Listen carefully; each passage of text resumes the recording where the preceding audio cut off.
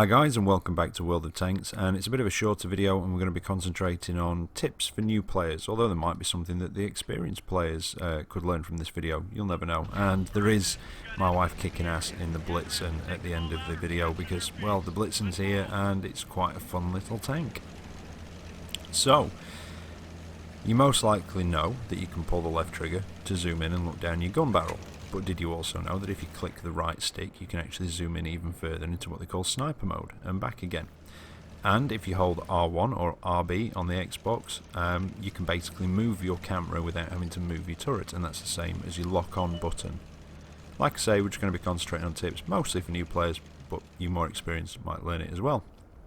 You can also do it with artillery when you're on your map view, your top down view, sorry.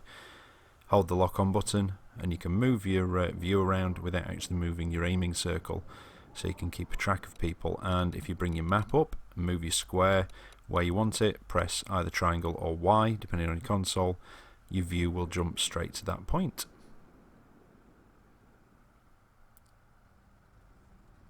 Now, with regards to ammunition and supplies, your consumables, did you know that you can switch them from gold cost to silver cost by pressing triangle or Y on the Xbox?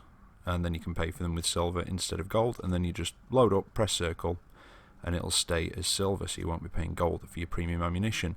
You can also do the same for your premium consumables. Go and select your consumable, like the case of cola.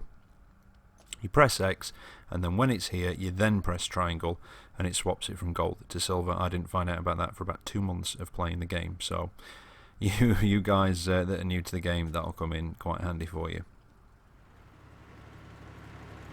Now, the map button, which is the touchpad or the button with the squares out on the Xbox, brings up your big map, but if you hold it for a few seconds, as you can see, it switches from the map and the compass.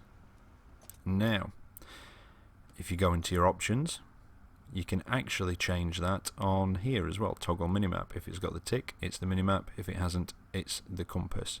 And like I say, you can just hold the map button for a few seconds and it'll switch from one to the other. You can also put colorblind mode on in your options as well to change them from red to, is it purple enemies? I don't know, I'm colorblind. And you can turn your post-mortem tips off, you know, those tips that come up when you die, and your battle ribbons, although I like the battle ribbons on. And you can also turn chat volume down, etc. if you'd like.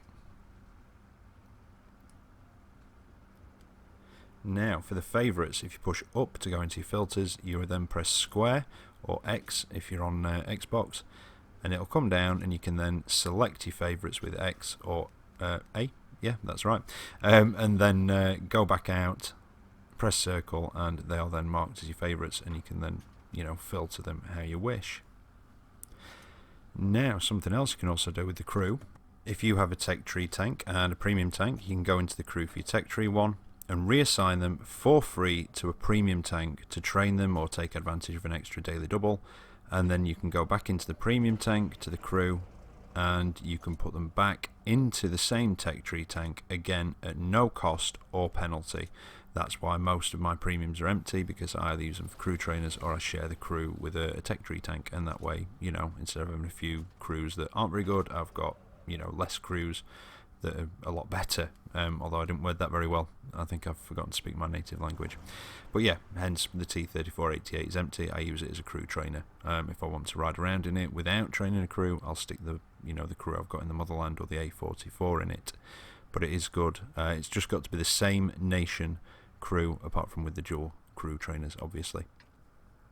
Now, if you click your left stick, you will go into sort of an auto drive mode where your tank will go at full throttle as fast as possible, and all you have to do is steer, and then to stop it you click your stick again, or you just pull the opposite direction of your stick, so you pull backwards. If you pull backwards and click it, you will go backwards at full throttle, and again push forwards on the stick to actually disengage. Now you can see it says hull lock there next to the diagram of my tank.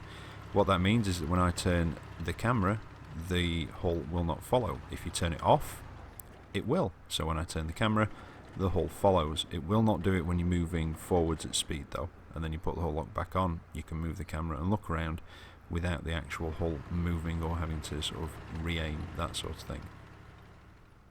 Now back to the garage. I've got 2 marks of excellence on the barrel of my T29. Yay me! Now, marks of excellence, they are different to the mastery badges, and we'll look at those right now. So you go to your stats page, and it's actually linked to your damage standing, and every tank tier 5 and above has one. So if we go and find my T29, you'll see the damage standing down in the bottom right of the screen there.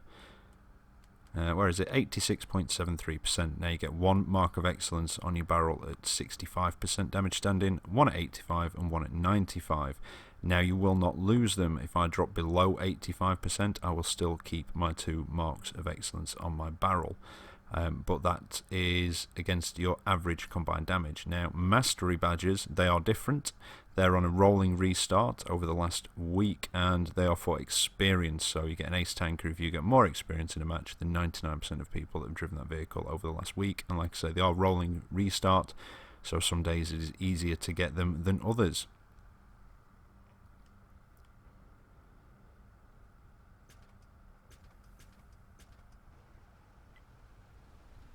And that's it for the tips. So now here we are in the MTLS, the free tank. All you've got to do is log into your account and you will get this little beauty for free.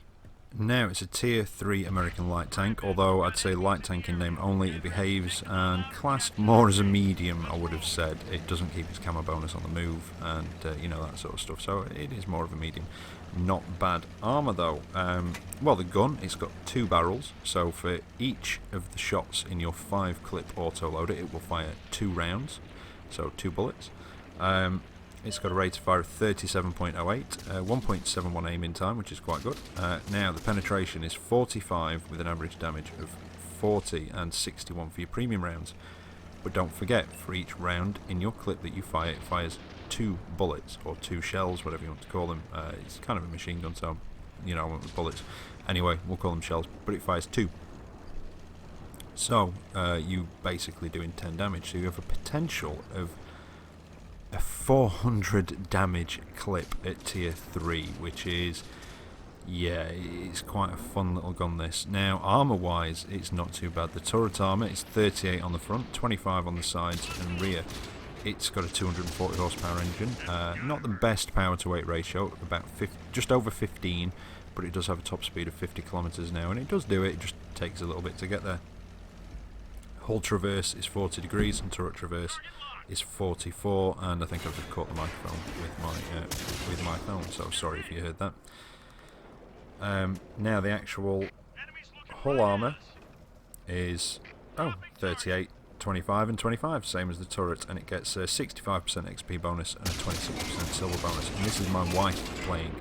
It's a tier 3 match. There are 16 Blitzens in this match, you can check on the results screen at the end, and it's wide park and a standard battle. And I think this could have possibly been her first go in this. I'm pretty sure, yeah, I think it might be. But yeah, this isn't me. I'd like it to be me, but it's not. It's my wife kicking ass. Now, it's not brilliant at firing on the move, and it does compensate for that large clip damage by having quite a lengthy reload, especially for down at tier 3. I think it's about 13 seconds. Now, obviously, you can't have a gun rammer on it because it's, you know, it's an auto loader, but it just wrecks things. When you get up close and you can pen, it does just wreck stuff. You know, if you can get every shell to go in, it does so much damage. But yeah, just over 13-second reload, and I've got vents on at this. I've got no premium consumables, but like I said, I've got vents on. But that was 2 rounds in the clip, so 4 shells. I don't know if all 4 went in, but nearly killed that medium there. There you go, that's that reload though. 13.39 seconds. But it does do a lot of damage, and it is a great fun little tank. So log in, get your free one, and have a bit of fun. But do be warned, it is wall-to-wall Blitzens at tier 3. There you go, not a bad little match. 32,000 silver, which at tier 3 is quite nice. 3,470 XP, 702 damage done, and an ace tanker out of it. So that was quite a nice little round. But that's about it. That brings us to the end of the video. So I hope you've enjoyed it. I hope you might have found some of those tips useful. It is a bit of a shorter video. My internet is fully running now, so you had the Battlefield video earlier, and I'll be back tomorrow with something a bit longer, I think. but I am going to be looking at spotting, that sort of thing. And don't worry, the Excelsior is on its way back. I finally sent the exception off, so I should have it back tomorrow. So the Excelsior review will be coming. Thank you for being patient. But as always, take care out there, and I'll catch you next time. See you later.